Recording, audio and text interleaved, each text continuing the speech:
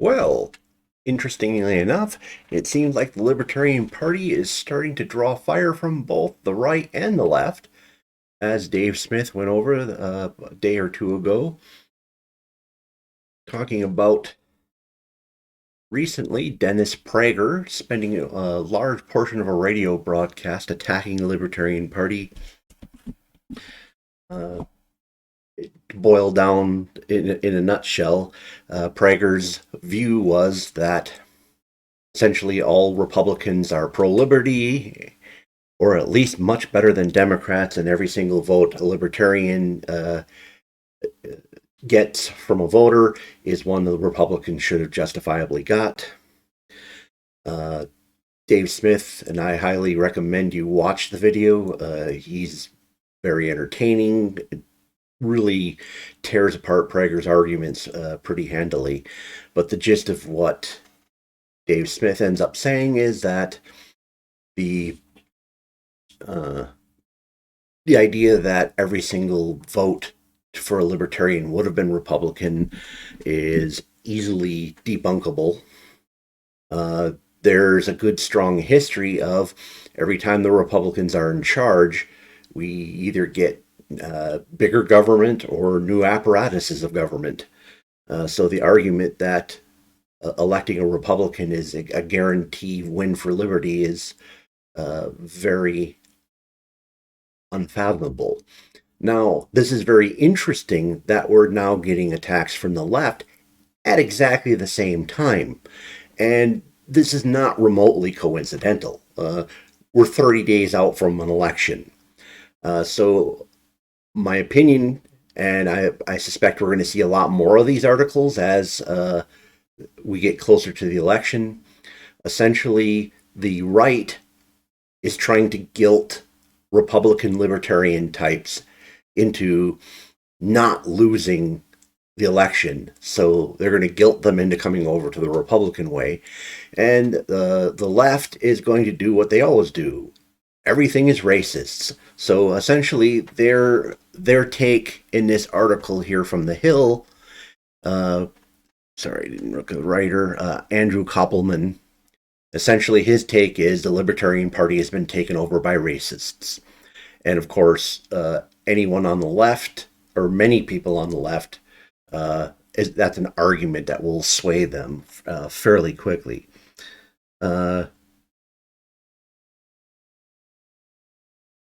First, he makes an assertion that libertarian rhetoric has always had powerful attractions for those who want to resist racial equality. How is that possible? I mean, I can name Democrats off the top of my head who were ardent racists. Byrd, member of the Ku Klux Klan. Harry Truman was a member of the Ku Klux Klan. I can think of several others. I can't think of a single prominent libertarian, and they don't bother to name one who was attracted to this philosophy. At least, I mean, obviously, you're going to get your few randos who join the party, but I've never seen anyone in a particularly high level of the party espousing anything that could be remotely be considered racist.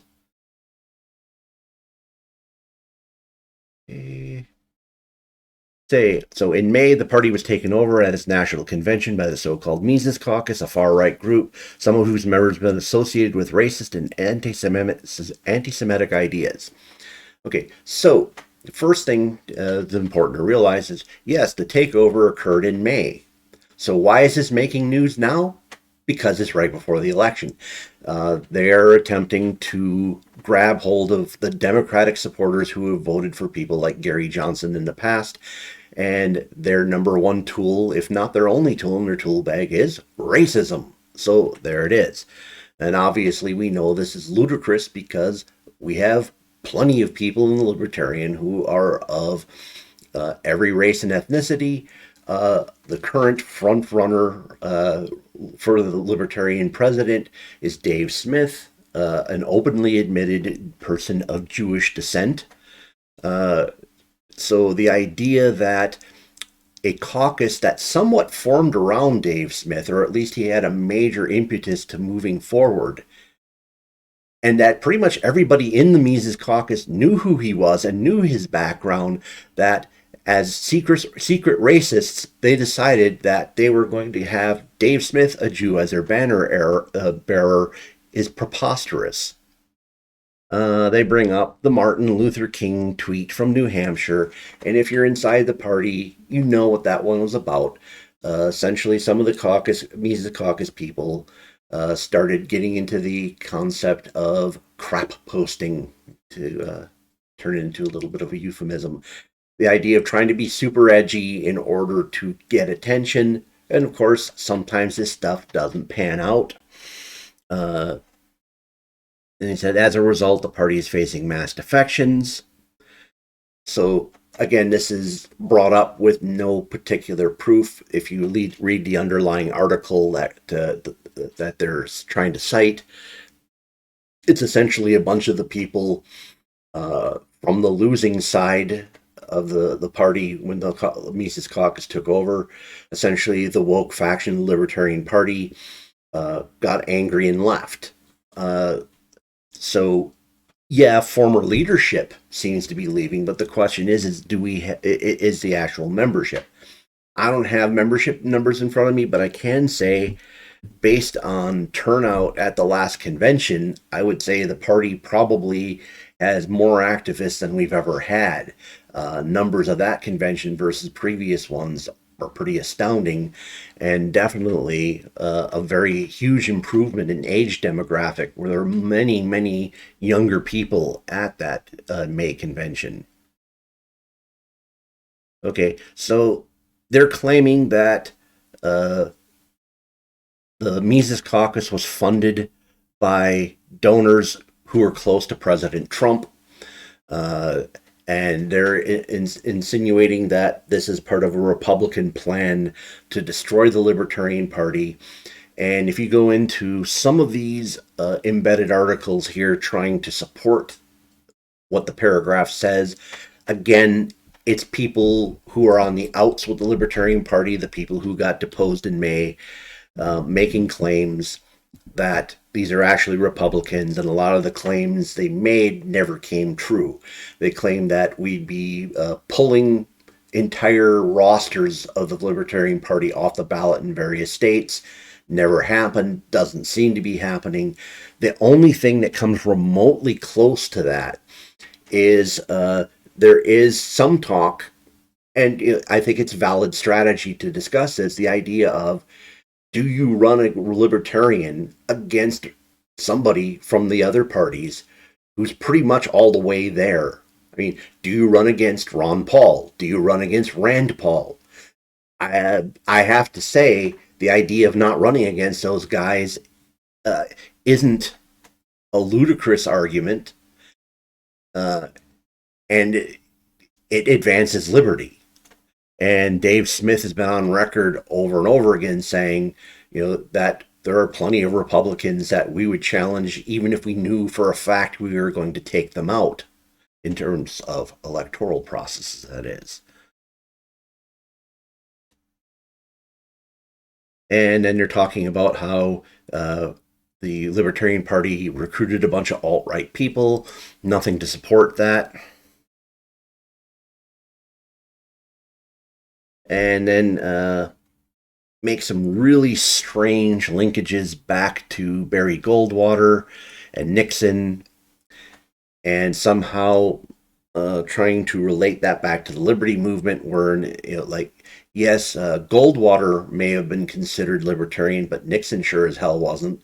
In fact, Nixon was essentially the political force that unintentionally launched the Libertarian Party. People were tired of the Republicans falling in line behind the things Nixon were doing, and that drove a lot of the decisions that caused the creation of the Libertarian Party. And this is kind of interesting. It says, some libertarians even dream of abandoning the state for clusters of self-governing enclaves, some of which could be all white.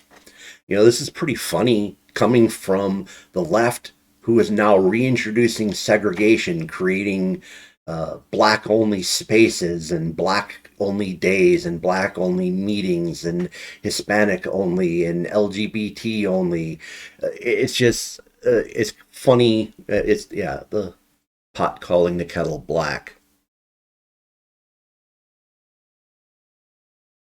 Okay, so I think that's enough of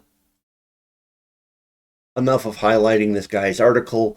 I just thought it was kind of interesting that uh, we're seeing these attacks coming out all at the same time, and I don't think it's remotely coincidental that it's happening right as we're getting into uh, the upcoming elections. I would fully expect to see more. So I do recommend checking out Dave Smith's channel. His refutation of Dennis Prager is worth watching, very entertaining. Please consider smashing the like button. What do you think? Am I right? Is this a concerted effort from the right and left to try to peel away what libertarian voters they can to come back to their camps in order to deal with this desperate struggle we got coming up in November? Talk in the comments below what you think about that idea. Obviously, if you know somebody you think would find this interesting, share it with them. And if you want to see more content from me, please consider subscribing to my channel.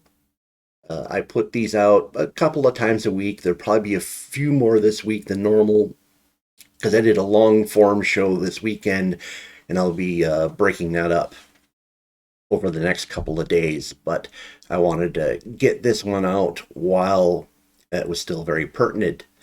Well, thank you for spending time with me tonight. Hope to see you again in a future video.